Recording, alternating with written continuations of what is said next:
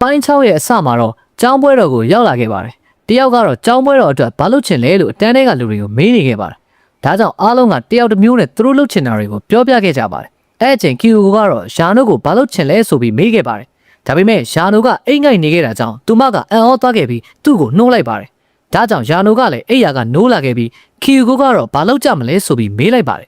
ဒါပေမဲ့စဉ်းစားလို့မရဖြစ်နေခဲ့တာကြောင့်မဲခွဲပြီးဆုံးဖြတ်ဖို့အတွက်ပြောခဲ့ပါတယ်အဲနောက်ယာနိုရဲ့နှာခေါင်းကသွေးတွေယိုနေခဲ့တာကြောင့်အားလုံးကလန့်သွားခဲ့ကြပါတယ်သူ့ရဲ့နှာခေါင်းကသွေးတွေဇက်တိုက်ကျနေခဲ့တာကြောင့်ကီယိုကဆေးပေးကန်းကိုသွားဖို့ပြောလိုက်ပြီးအားလုံးကလည်းစိတ်ပူနေခဲ့ပါတယ်ဒါကိုမြင်လိုက်ရတဲ့ခေါင်းဆောင်ကတော့ယာနိုရဲ့သွေးတွေကိုကြည့်ပြီးကော်ဖီဆိုင်နဲ့တရေရင်ကိုပေါင်းပြီးတော့လှုပ်ဖို့အတွက်အကြံရသွားခဲ့ပါတယ်အဲနောက်မှာတော့သူတို့ကတရေကော်ဖီဆိုင်ကိုလှုပ်ဖို့အတွက်အကြံရသွားခဲ့ပြီးအဲ့ဒီအကြံကိုပဲအတီးပြုတ်လိုက်ကြပါတယ်ပြီးတော့ဒီအတွက်အားလုံးကလည်းစိတ်လှုပ်ရှားနေခဲ့ပြီးကီယိုကတော့မီနူးပိုင်းကိုတာဝန်ယူထားရတာကြောင့်သူမကပိုမိုက်တဲ့မီနူးတွေကိုစဉ်းစားရမယ်လို့ပြောနေခဲ့ပါတယ်ကောင်မလေးတယောက်ကတော့ယာနိုကိုအချိန်ခဏရမလားဆိုပြီးစကားသွားပြောနေခဲ့ပါတယ်ဒါကိုကြည့်ပြီးတော့ကီယိုကတော့ယာနိုကိုဒီပွဲတော်မှာအရန်ကိုပြောစီခြင်းနဲ့ဆိုပြီးပြောနေခဲ့ပါတယ်တကယ်တော့ကောင်မလေးတွေကအပြင်စင်ပိုင်းကိုတာဝန်ယူထားရတာမို့ဘယ်လိုဝစ်စားတွေကိုသဘောကျလဲဆိုပြီးကိုမေးနေခဲ့တာပါဒါကိုကြားတော့ယာနိုကသူရောဒီပွဲတော်မှာပါဝင်ခွင့်ရှိလားဆိုပြီးမေးနေခဲ့တာကြောင့်ကောင်မလေးတွေကအံ့ဩသွားခဲ့ပြီးပါဝင်ခွင့်ရှိတာပေါ့ဆိုပြီးပြန်ပြောခဲ့ပါတယ်အဲနောက်မှာတော့ကောင်မလေးတွေကသူနဲ့လိုက်ဖက်မဲ့အဝတ်စားကိုရွေးပေးပါမယ်လို့ပြောလိုက်ပြီ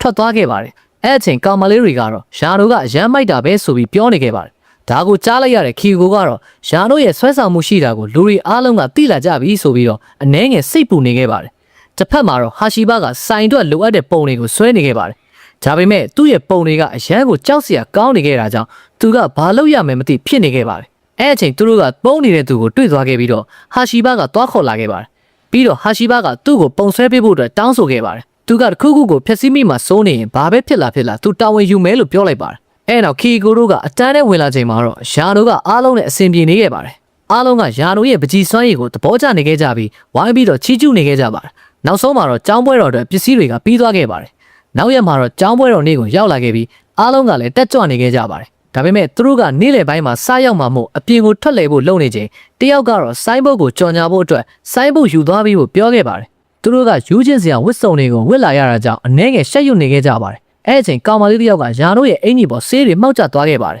်ဒါကြောင့်ကီယိုကအဝတ်လဲဖို့အတွက်ခေါ်ထုတ်သွားခဲ့ပြီးတစ်ဖက်မှာတော့အီဇူမီကဆိုင်းဘုတ်ကိုကြော်ညာဖို့လုပ်နေခဲ့ပါတယ်ခဏကြာတော့စီနီယာကရောက်လာပြီးအီဇူမီကိုချစ်စရာကောင်းတယ်လို့ပြောလိုက်ပြီးဟာရှီဘကိုလည်းဘလို့မြင်လဲလို့ပြောလိုက်ပါတယ်ဒါကိုကြားတော့ဟာရှီဘကလည်းချစ်စရာကောင်းတယ်လို့ပြောလိုက်တာကြောင့်သူမကရှက်သွားခဲ့ပါတယ်အဲ့တော့ဟာရှီဘကတော့လက်ဖက်ရည်ဝဲဖို့ထွက်သွားခဲ့ပြီးတော့စီနီယာကအတူလိုက်သွားခဲ့ပါတယ်ခဏကြာတော့ကီယိုတို့ကပြန်ရောက်လာခဲ့ပါတယ်အဲ့တော့သူတို့ကဆိုင်ကိုပြန်ဖို့လုပ်နေချိန်ကောင်မလေးတစ်ယောက်ကရောက်လာပြီးယာနိုကိုရက်ကြည့်နေခဲ့ပါတယ်နောက်တော့မဲကကီယိုတို့နှစ်ယောက်တည်းထားခဲ့ပြီးထွက်သွားခဲ့ကြပါတယ်ခဏကြာတော့ကောင်မလေးနှစ်ယောက်ကရောက်လာပြီးယာနိုကိုအရန်မိုက်တယ်လို့ပြောရင်ဓာတ်ပုံတွဲရိုက်လို့ရမလားလို့ပြောနေခဲ့ပါတယ်ပြီးတော့ကောင်မလေးတွေကမျက်လုံးကကိုဖယ်ပေးလို့ရမလားဆိုပြီးတောင်းဆိုနေတာကြောင့်ကီယိုကတားလိုက်ပါတယ်ပြီးတော့သူတို့ကလူမရှိတဲ့နေရာကိုအတူတူသွားထိုင်ခဲ့ကြပြီးဓာတ်ပုံအတူတူရိုက်တာကိုလုပ်ခဲ့ကြပါတယ်အဲနောက်မှာတော့ဆိုင်ကိုပြန်လာခဲ့ကြပြီးတာဝန်တွေကိုခွဲယူခဲ့ကြပါတယ်ခဏကြာတော့ကောင်မလေးကထက်ရောက်လာခဲ့ပြီးယာနိုကိုသူ့ကိုမှတ်မိလားလို့မေးနေပါတယ်ဒါပေမဲ့ယာနိုကတော့ကောင်မလေးကိုဘာလို့ကျင်လို့လဲဆိုပြီးတော့မေးလိုက်ပြီးမှားမဲ့ဟာကိုပဲပြောခိုင်းခဲ့ပါတယ်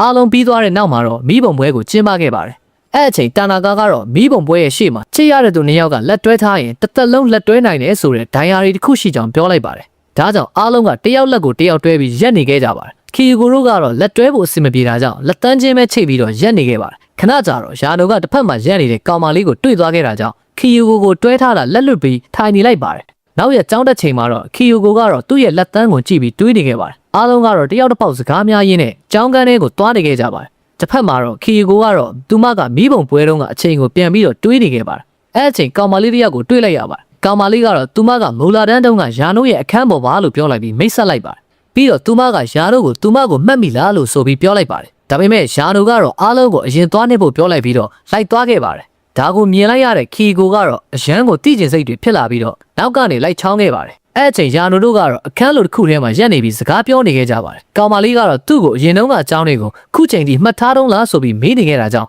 ကီယိုကဘာလဲဆိုတာကိုသိနေခဲ့ပါတယ်ကောင်မလေးကတော့ယာနိုကိုတငယ်ချင်းတွေရနေတာပဲလို့ပြောလိုက်ပြီးသူ့မှာတော့တငယ်ချင်းမရှိသေးဘူးလို့ပြောလိုက်ပါတယ်ဒါကိုကြားတော့ယာနိုကသူမကိုသူနဲ့လမ်းမပေါင်းသင့်ဘူးလို့ပြောလိုက်ပါတယ်ကောင်မလေးကတော့တခြားသူတွေကတော့ရပြီးဘာလို့သူကမရတာလဲလို့မေးလိုက်ပါတယ်ပြီးတော့စကားထဲမှာချိန်စာဆိုတဲ့စကားပါလာတာကြောင့်ကီယိုကအံ့ဩနေခဲ့ပါတယ်အဲ့တော့မှတော့ယာနိုကအပြင်ထွက်လာတာကြောင့်သူမကအခန်းထဲကိုအမြန်ပြန်ပြေးခဲ့ရပါတယ် ကျောင်းစင်းချိန်မှာတော့ခီယိုကိုကယာနိုကိုအတူတူပြန်ရအောင်ဆိုပြီးတော့ပြောလိုက်ပါတယ်ဒါပေမဲ့လမ်းကိုရောက်တာနဲ့သူမကဆက်ပြီးမအောင်နိုင်တော့ပဲချိန်စာကိစ္စကိုစလိုက်ပါတော့တယ်သူမကဒီကိစ္စနဲ့ပတ်သက်ပြီးအရန်ကိုစိတ်ပူနေတယ်လို့ပြောလိုက်ပါတယ်ဒါကိုကြားတော့ယာနိုကသူကအလေတန်းတုန်းကဖြစ်ပျက်ခဲ့တဲ့ဟာကိုပြန်ပြောပြခဲ့ပါတယ်သူအလေတန်းတုန်းကကောင်မလေးနဲ့အတူတူကြောင်းတက်ခဲ့ရပြီးတော့သူမကလည်းခီယိုကိုလိုပဲသူ့ရဲ့မျက်လုံးနဲ့အကြောင်းကိုမေးခဲ့ပါတယ်သူကလည်းသူ့ရဲ့မျက်လုံးအယောင်မညီတာကြောင့်အုပ်ထားတာပါဆိုပြီးတော့ပြောပြလိုက်ပြီးကောင်မလေးကိုသူ့ရဲ့မျက်လုံးကိုပြသခဲ့ပါတယ်အဲ့အချိန်သူတို့ကပွဲတော်ကိုပတ်ကြည့်နေချိန်ဆိုင်းဘုတ်ကသူတို့ပေါ်ပြုတ်ကျခဲ့ပြီးအားလုံးကဒဏ်ရာရသွားခဲ့ပါတယ်သူကနောက်ရက်မှာတော့ကောင်မလေးရဲ့စကားအတိုင်းမျက်လုံးကိုဖြုတ်ပြီးတော့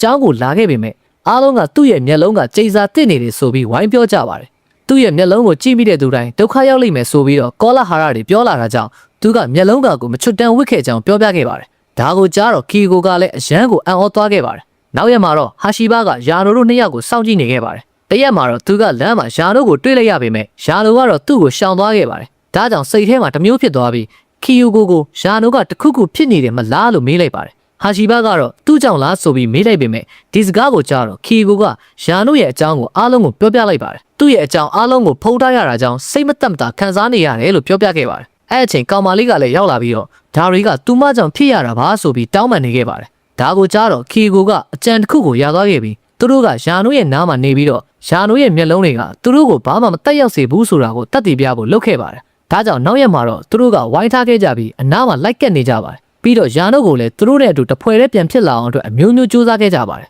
ဒါပေမဲ့ယာနိုကတော့သူတို့ကိုဇက်တိုက်ရှောင်နေခဲ့ပါတယ်တရက်မှာတော့သူတို့ကယာနိုကိုတွေးလိုက်ရတာကြောင့်လှမ်းတားလိုက်ပါတယ်ပြီးတော့သူမကယာနိုကိုသူတို့နဲ့တစ်လုံးစကားမပြောတော့ဘူးလားဆိုပြီးမေးလိုက်ပါတယ်ဒါကိုကြားတော့ယာနိုကသူ့အနေနဲ့အားလုံးနဲ့အတူစကားပြောချင်ပါတယ်သူကတော့အားလုံးဒုက္ခရောက်မှာစိုးလို့ရှောင်တိန်နေတာဖြစ်ပေမဲ့အားလုံးနဲ့မတွေ့ရတာကသူ့အတွက်ပိုပြီးနာကျင်ခံစားရတယ်လို့ပြောလိုက်ပါတယ်ဒါကိုကြားတော့ကောင်မလေးကလည်းသူလည်းအဲ့လိုပဲခံစားခဲ့ရတာလို့ပြောလိုက်ပါတယ်သူမကစိုက်ဘုတ်ပြုတ်ကြတော့ကနာကျင်မှုထက်ယာနိုကသူမကိုရှောင်နေလို့ပိုပြီးနာကျင်ရပါတယ်လို့ပြောလိုက်ပါတယ်အဲ့နောက်မှာတော့ယာနိုကအားလုံးနဲ့အတူတူပြန်ပြီးတော့နေကျင်တယ်လို့ပြောလိုက်ပြီးတော့အားလုံးကလည်းပျော်သွားခဲ့ပါတယ်ပြီးတော့သူတို့ကပြန်ပြေးလဲသွားကြပြီးအတူတူမုတ်စားဖို့သွားခဲ့ကြပါတယ်အဲ့အချိန်ခီယိုကိုရဲ့ဖုန်းကကြံခဲ့တာကြောင့်ပြန်သွားယူဖို့လုပ်ခဲ့ပြီးယာနိုကလည်းနောက်ကနေလိုက်သွားခဲ့ပါတယ်ဟိုကိုရောက်တော့သူ့ရဲ့ဖုန်းကပါကြံနေခဲ့တာကိုတွေ့သွားခဲ့ပြီးပြန်ကောက်ယူဖို့လုပ်လိုက်ပေမဲ့ခုံဆောင်နဲ့စောင့်မိသွားခဲ့ပါတယ်ဒါကြောင့်ခီယိုကသူ့ကိုဆေးထည့်ပေးနေချိန်မျက်နှာဖုံးကပြုတ်ကျသွားခဲ့ပါတယ်သူမကတော့ယာနိုရဲ့မျက်နှာကိုကြည့်လိုက်ပြီးဒါဟာချိန်စာမဟုတ်ဘူးလို့ပြောလိုက်ပြီးဒါကံကောင်းမှုတစ်ခုပဲလို့ပြောလိုက်ကဇလန်းလေးကလည်းပြီးဆုံးသွားခဲ့ပါတယ်